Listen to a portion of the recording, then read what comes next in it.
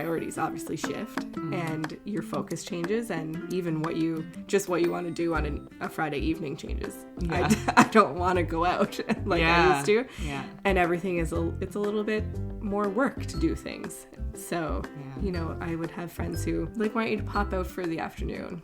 Come out for the afternoon and we'll just grab coffee, or we'll grab a drink, or we'll just hang out. I can't just do anything anymore. Yeah. There's no just about it. Everything's got to get planned. Exactly. Yeah.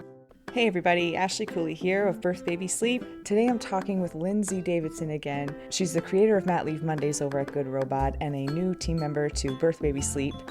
And we are talking about navigating relationships. We're having some good conversations around that with family members last week, and this week we're talking about it with friendships. When we start having kids, how our relationships and our friendships may change in relation to that. And just kind of talking about our experiences and wondering if maybe you've also shared some of these experiences or have your own experiences that you'd like to share. We'd love to hear from you anytime. You can find us at birthbabysleep.ca. You can email Ashley at birthbabysleep.ca or find us on Instagram or Facebook at birthbabysleep, all of which we link to in the show notes. We really like to engage with you, find out what you like or don't like about the show, make suggestions on what we could be doing or who we could be interviewing or what have you. So definitely check us out there. But first, check out this conversation I had with Lindsey about our friendships and navigating those relationships. Let's talk about how friendships change after we have babies. Yeah. Lindsey, you said to me before you were the first one in your group of friends to have a baby. What has that been like for you? It has a lot of pros and cons, I think. It was really fun to tell all my friends, and everybody was so excited. And, I hear my friends say a lot about my daughter, like our little mini bestie, like part of the girl gang. But that's like pretty surface level stuff. There was a lot of, I couldn't relate to everything that they were doing, and they couldn't relate to what I was going through anymore. So it was challenging in a lot of respects, and I felt like I was missing like a specific type of friendship because I didn't have a lot of other mom friends, at least not close to me. So I did feel like I was kind of lacking a specific type of friend, so I kind of sought that out through other, avenues. Mm-hmm. But when I think the biggest change or even challenge comes like after you have the baby and as you're getting into a new routine of being a parent, your priorities obviously shift and your focus changes, and even what you want to do on a Friday evening changes. Yeah. I don't want to go out like I used to. Yeah. And everything it's a little bit more work to do things. So, I would have friends who want you to pop out for the afternoon. Come out for the afternoon and we'll just grab coffee, or we'll grab a drink, or we'll just hang out. I can't just do anything anymore. Yeah. There's no just about it. Everything's got to get planned. Exactly. Yeah. We're working. I'm like, well, can I bring my kid and my pack and play and the sound machine and the right. and the sleep sack and all of these things so that she can nap at your house, or can you just come to my house? It's so much easier. And you have some friends that get it and some friends that don't, and it takes a little bit of time to help them understand where you're coming from. Yeah, totally. I felt pretty fortunate when I started having kids that our friends, I'm not from here, but the friends that we've made around here, some of them had already started having kids. Mm-hmm.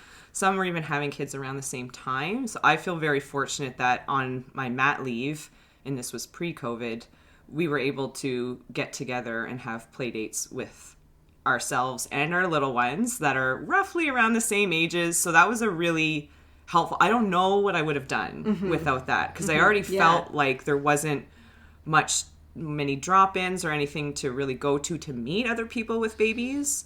So I was really relying on them to do that. So who did you go to for support or information or just camaraderie or misery loves company, right? All of that stuff. Who would you go to for that? Yeah, I was lucky. I have a brother who started having children very young, so he had gone through all of these things. So, family, of course, but Family and friends, that's a totally different relationship. So I did still feel the need for that. My husband's friends, who I'm close with, but they live in Cape Breton. They have kids. So, I would go to them for support, or like online, Facebook groups and that sort of thing that I would find support there. But that it was also COVID. So there wasn't a lot of drop-in type of, communities that I could get involved with. But my friends adore my daughter now. They always have, but like they're comfortable. And now they're at a point where, they understand the mom thing, and they understand where my priorities lie, and that sometimes it's harder to get Lindsay out of the house than it might be to get somebody else. But I'm also not from here. I'm originally from Cape Breton, and our families, all like our immediate family, are all in Cape Breton. So my friends had to become my village. Like I didn't have that built-in village here in Halifax. So it was so important to me to maintain those friendships, even if they were we're in a different place in our life, because that's my family here and that's my village here, and not having them was kind of not an option for me. So we just had to change how we. And how did you do that? Like, were you able to have conversations with them to tell them like things that you needed, or just like, listen, guys, you got to understand that there's nap times that happen now, so I need a little bit of notice, like those kinds of things? Yeah, totally. I mean, I'm fortunate that all of my friends do, I think for the most part, want children. A lot of them do. Some of them don't, and that we just have a different relationship. But so for me to come to them and be like, look, I can't make this. Like, Georgia's sick, or I just can't do it right now. They're relatively understanding. I think I also am pretty open about my feelings. So, if I felt like I was a little bit overwhelmed with things, like, they knew to check in on me, and they're really great at that. But it's like a learning curve. It's like starting a new job, like and you have a new coworker that you're training. It's really similar. Like, you have to. Yeah. They kind of learn, like, oh, Georgia naps at 10 a.m. and 1 p.m. Like, I guess we won't see Lindsay during those times, or we can't plan a girls' day around then. Yeah. So it's just kind of like almost like teaching them what having a baby can look like. Right. It's different for everyone. And it definitely. It has to come from both sides too. Any relationship, it comes from both sides, so that your friends without kids, whether they want them or not, or they just don't have them now, they have to make a different kind of effort to hang out with you, and you have to make a different kind of effort to keep them in your life. So it's definitely that dual thing going on. The experience that I've had with being. It wasn't with friendships, because like I said, I had friends that had already had kids. But when I did go home to visit my parents, they didn't have anything decked out for us in terms of like a pack and play to sleep in. Luckily, we got to borrow one, or a little bouncy chair, jolly jumper, a car seat, even. Just anyway, we had to buy a van just to bring all of our things to my parents' house. And now that I have some beautiful, lovely nieces and nephews, and they're a little bit younger, but there's more kids in the family because we were the first to have the grandchildren. Now they're getting all the stuff. Of course. And it's like, oh, now that they had their kids, or now that my kids are grown up. Now that there's so many. Now that there's so many, it makes sense for you to invest in a couple things. But my kids are grown up now, and we didn't get to benefit from it. No, that just makes me think of like the baby proofing of a home. Oh, yeah. If when you bring your toddler or your crawling baby to your friend's place for the afternoon, and you're like, okay, I just have to. They have a wine rack. They have everything at low level. I'm trying to have a conversation with my friend and like spend this quality time together, while like also in the corner of my eye being like, okay, is the baby pulling your oil diffuser off of your shelf, or like you're eating your cat food? Like, what is that kid doing? So I'm so lucky with my girlfriends. There's a few of them that we hang out with regularly, and I know that when I go there, the cat food's picked up off the floor and the few dangers are kind of out of the area. Yeah, so yeah. That's, you only have to go through that a couple of times before they're like, oh, we have a toddler coming over. Like, if we want Lindsay arrange to a few come, things. if we want Lindsay to come over, let's just pick up that cat food. Yeah. No, that makes total sense. One of the things that I struggled with most when I was pregnant was like the worry about becoming like just a mom and not the other things that I was before that, because so much of my identity comes from my career and my professional world.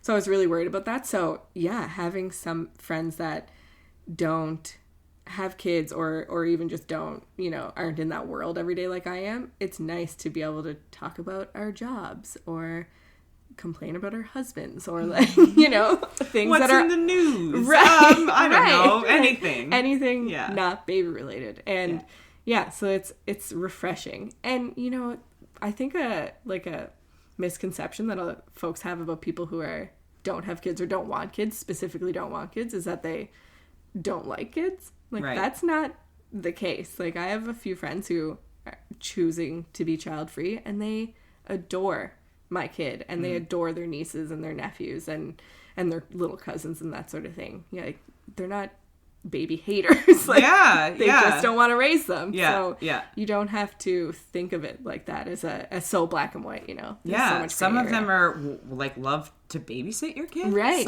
Get them involved. Right. And they probably would much rather babysit your kids because they don't have their own kids that they are dealing with every They know they can, they know they can close that door when you get home and say, see you later. Right. Exactly. Right. What a sweet gig. No, just kidding. No, and I think and this is an assumption that probably is not fair to make because I have kids, but I think that maybe it could be those that, because some people don't like kids. Yeah, some don't. Like, they're cool people sometimes, but some people don't and don't want to be around them. Those might be the friends or the friendships that might start to fall away when you start having kids. Yeah. Yeah. But that's not necessarily a bad thing. What do you think about that? Yeah, I agree. I think a relationship needs to serve both people who are involved, and sometimes things change in relationships and it's no longer beneficial to both people, or the people in the relationships change so much that they're just not compatible anymore. It's like, getting a divorce or breaking up. It's you break up because you've changed or something about the relationship has changed. And I think that can happen with friendships as well, especially with something so life-altering as bringing a child into the world.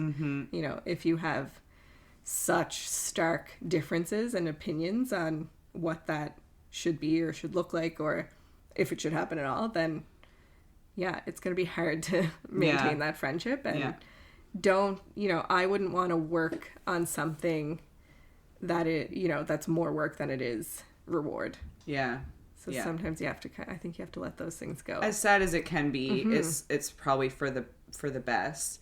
So I found that as I started having kids and I started having more kids, obviously life just got a lot busier. And I'm a homebody. I can like really hunker down at home and enjoy it here. And sometimes I have to remind myself, Ashley, get outside for a minute, or go call somebody, talk to somebody. But because you're so busy and as a parent and you're so intertwined with the home life and the family life, and you mentioned it earlier, by the end of the day, you're just like tired when you necessarily don't want to go out on a Friday night anymore.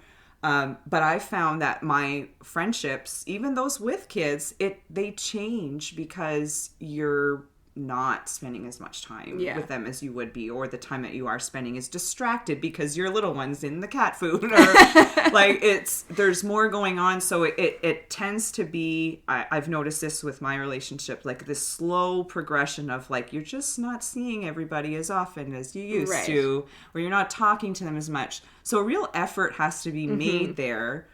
But I don't like to put, I know you'd be the same too, don't like to put pressure on people, especially those new parents having new babies. Like, okay, you got to keep your friendships, guys. Like, not like that at all. But maybe it merits a conversation with your friends around like, hey, this is like tough for me to do now. Or just having that understanding that other parents have. that, oh, I get it, like, you're busy, I'm busy. It's those friendships that you can pick up where you left off, no matter how long it's been since you've seen each other, that are really cup filling. I guess. Absolutely. I think my greatest and strongest friendships are the ones where, you know, I could go 6 months without seeing them, and then it's like we saw each other that whole time, you know. When we finally do a get together, nothing has changed. And you say, why don't we do this more often? Or we should do this more often. Another 6 months goes by. We're all there. Yeah. And I also, I think it's worth mentioning too, like we talked a lot about how, you know, the friends that are picking up the cat food when you're coming over and baby proofing your home a little bit. There's, you know, as moms or parents, we have to put in the effort too. Like if we want to maintain those friendships, just like we expect the other party and the other friend to do the same. If you really want to maintain those friendships, then you have to look at where you can carve out time to, you know, be with the people that you really love and make things work for both of you, because you can't expect everybody to float around your schedule all the time. Yeah. You know? Or really fully understand what they're going through. Right. It's even, I found it's been harder for me as a parent, as many years as I get into it. It's harder to put yourself in the place of someone without kids. Right. And what that was all like to think of your life before that is challenging at times. So I like what you're saying there. It's definitely both parties at play. Even if it's while you're feeding them in the middle of the night, or you can't get back to sleep and you're like 2 a.m. Hey, thinking about you. They'll get it in the morning. Right. Maybe that'll spear off a conversation. You can hang out sometime. Yeah, you have to make things work for you. Like my very best friend lives in Cape Breton, and we're both busy and